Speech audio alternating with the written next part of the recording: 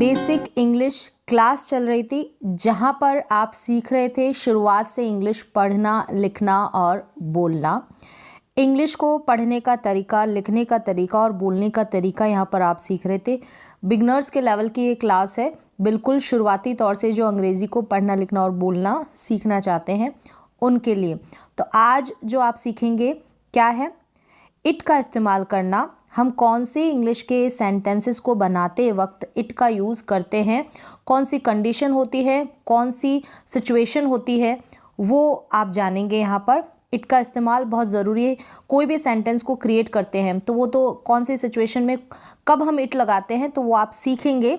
कुल basic use है it का, कॉमन यूज़ है, वो आप जानेंगे। क्योंकि शुरुआती तौर से आप अगर अंग्रेज़ी पढ़ना, लिखना और बोलना सीख रहे हैं तो आपको इट का यूज़ करना भी आना चाहिए।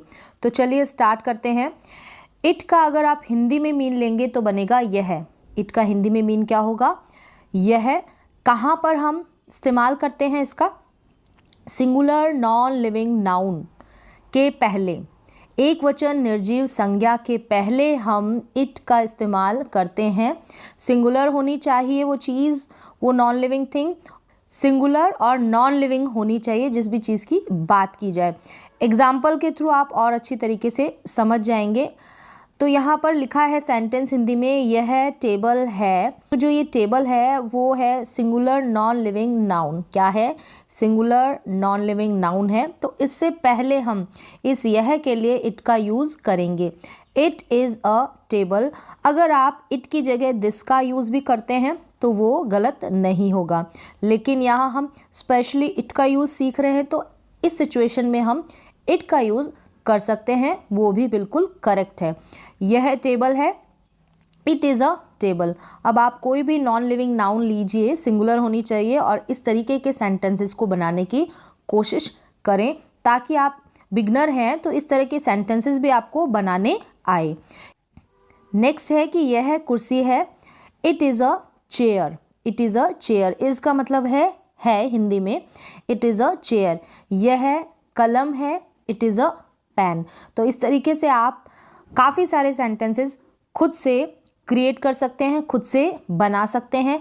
नॉन लिविंग थिंग लीजिए, नॉन लिविंग नाउन लीजिए और वो सिंगुलर होनी चाहिए जो भी आपके आसपास नज़र आ रही है, और इस तरीके से उन सेंटेंसेस को बनाएं और उनको बोलने की प्रैक्टिस करें ताकि आप इट को और अच्छी तरीके से समझ पाएँ। तो सेंटेंसेस बनाएंगे, उनके बोलने की प्रैक्टिस करेंगे, लिखेंगे तो आप अच्छी तरीके से समझ पाएंगे। नेक्स्ट जो यूज़ है वो क्या है? समय बताने के लिए अगर हम टाइम बताते हैं तो हम इट का यूज़ करेंगे। नेक्स्ट क्या? ऋतु बताने के लिए, सीज़न की बात करेंगे ना तब भी हम इट का इस्तेमाल करेंगे। और कोई भी प्राकृतिक घटना बताने के लिए भी हम इट का यूज़ करेंगे। प्राकृतिक घटना मतलब कि वर्षा का होना, रेन का होना, ठीक है, और ओले पड़ना, बिजली का कड़कना, इस तरीके से हम उस समय इस इट का यूज़ करेंगे। कुछ सेंटेंसेस देखेंगे, उनके थ्रू आप इजीली समझ पाएंगे। जैसे कि आपको बताना है 2 बजे हैं। क्या बताना है? 2 बजे हैं। It is 12 o'clock। It is 12 o'clock। यहाँ पर टाइम की बात की जा रही है और हमने क्या किया है? इट का यूज़ किया है, एक प्रॉपर सेंटेंस बनाया है। 4 बजे हैं। It is 4 o'clock। It is 4 o'clock। 4 बजे हैं। तो इस तरीके से आप टाइम को लेकर सेंटेंसेस को बनाएं और उनको बोलने की प्रैक्टिस करें। लिखेंगे, बोलेंगे तभी आप सीखेंगे। फिर यह क्या है? सुबह है। क्या है? सुबह है। सुबह का मतलब होता है मॉर्निंग और है का मतलब इज़। तो मॉर्निंग इज़ तो नहीं कहेंगे ना, सेंटेंस प्रॉपर तभी बनेगा जब हम इट का यूज़ करेंगे। It is morning. It is morning. 4 बजे हैं। It is 4 o'clock। 2 बजे हैं। It is 2 o'clock। सेंटेंसेस बनाएं और प्रैक्टिस करें। नेक्स्ट वन है, आज रविवार है। आज क्या है? रविवार है। तो आज का मतलब होता है टुडे, ठीक है, और रविवार यानी कि संडे है यानी कि इज़। संडे इज़ टुडे ऐसे नहीं कहेंगे, प्रॉपर सेंटेंस नहीं बनेगा। तो इट का हम यूज़ करेंगे डे को बताने के लिए। जो भी डेज बताओगे आप, डे का नाम बताएंगे तो it is Sunday today. It is Sunday today. तो आप इस तरीके के सेंटेंसेस बनाएं, उनकी प्रैक्टिस करें बोलने की। It is Sunday today. रविवार का दिन था। अब यहाँ पर ये था आ गया है, तो इज़, वॉज, वर इनका यूज़ भी मैंने कॉमन यूज़ जो है वो मैंने बताया है आपको, वॉज वर का भी, इज़ आर एम का भी। तो यहाँ पर था के लिए आप वॉज का यूज़ कर देंगे। और क्या है, रविवार का दिन था, क्या था, रविवार का दिन था। तो रविवार यानी कि संडे, ठीक है, और दिन था तो आप डे और इसकी हिंदी नहीं बनाएंगे। रविवार का दिन था, आप इस तरीके से प्रैक्टिस करें, it was Sunday, it was Sunday, रविवार का दिन था। तो संडे का मतलब रविवार का दिन या डे जो था वो संडे का था। इस तरीके से आप सेंटेंसेस को बनाएंगे, रविवार का दिन था, इट वॉज संडे। इनकी प्रैक्टिस करें आप। दिसंबर का महीना है, दिसंबर का महीना है यानी कि is, it is the month of December. दिसंबर का महीना है, नवंबर का महीना है, ठीक है, फरवरी का महीना है। तो आप इस तरीके से इन सेंटेंसेस की हिंदी बनाएं। It is the month of December, it is the month of April, it is the month of January, it is the month of February. इस तरीके से इनको बोलें और इनकी प्रैक्टिस करें, ताकि जब भी आप महीने की बात करें या फिर डे की बात करें तो आपके मुंह से इट ही निकले उस सेंटेंस को इंग्लिश में बोलते वक्त।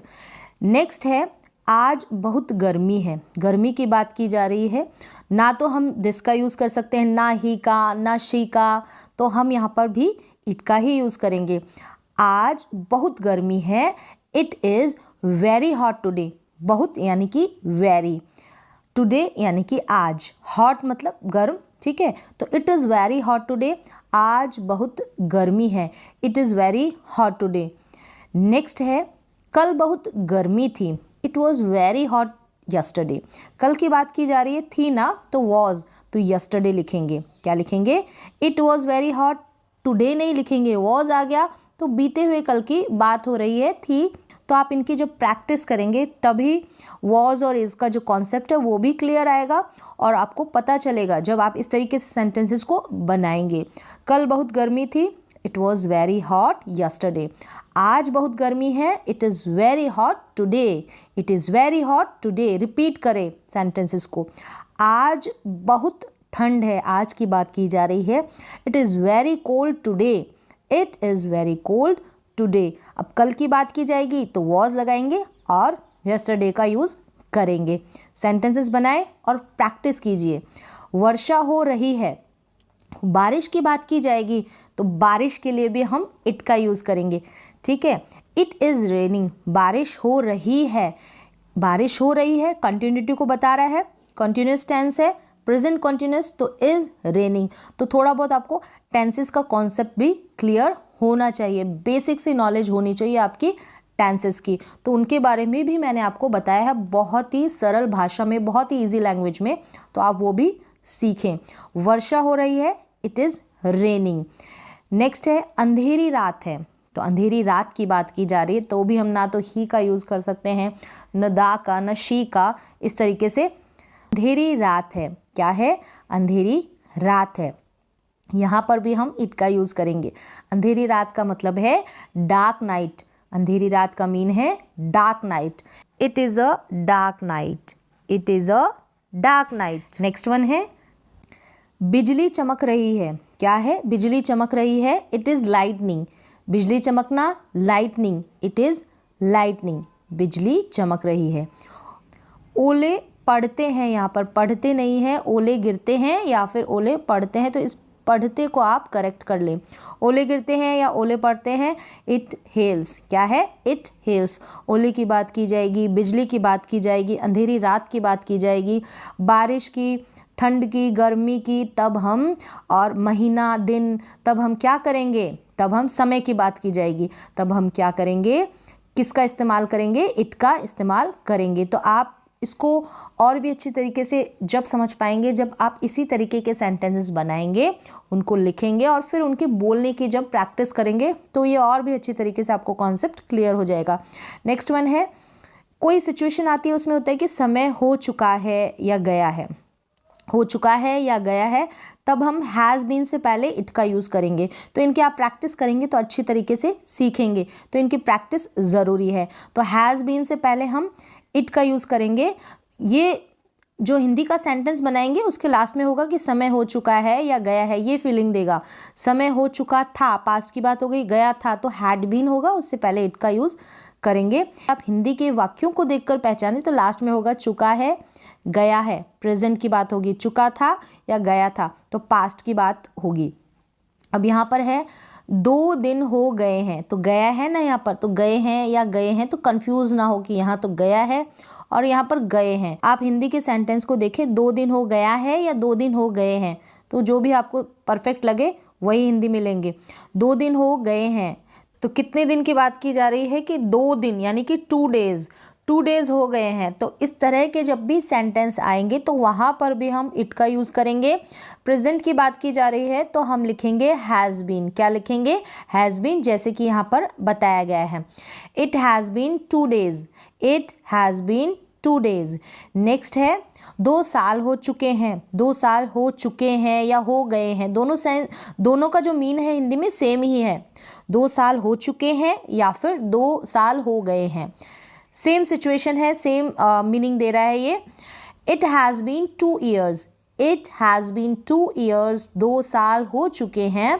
इट हैज़ बीन 2 ईयर्स। तो आप इस तरीके के सेंटेंसेस को बनाएं और फिर उनको बोलने की प्रैक्टिस करें, तभी आप अच्छी तरीके से सीख पाएंगे। कई दिन बीत चुके हैं, कई दिन यानी कि मैनी डेज बीत चुके हैं। It has been many days यानी कि कई दिन बीत चुके हैं या कई दिन बीत गए हैं, इस तरीके से। It has been many days, it has been many days. 2 घंटे हो चुके थे, अब यहाँ पर थे है तो हैड लिखेंगे हम, ठीक है, हैड बीन। 2 घंटे हो चुके थे, it had been 2 hours, it had been 2 hours. 2 घंटे हो चुके थे, इट हैड बीन 2 आवर्स। तो इनकी प्रैक्टिस करें। मुझे 1 दिन हो गया था, it had been a day to me.